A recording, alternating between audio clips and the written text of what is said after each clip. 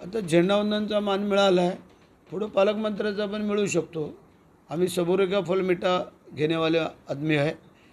त्याच्यामुळे तुम्हाला माहिती आहे की आम्ही घाई करत नाही आहे आणि घाई न करण्यामुळेच आम्ही हळूहळू पुढं जातो आहे.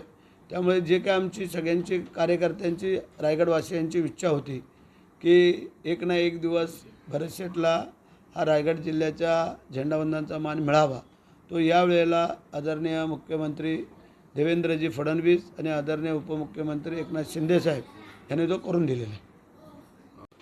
आता झेंडावंदनचा मान मिळाला आहे, पुढं पालकमंत्र्याचा पण मिळू शकतो.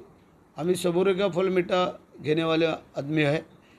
त्याच्यामुळे तुम्हाला माहिती आहे की आम्ही घाई करत नाही आहे आणि घाई न करण्यामुळेच आम्ही हळूहळू पुढं जातो आहे.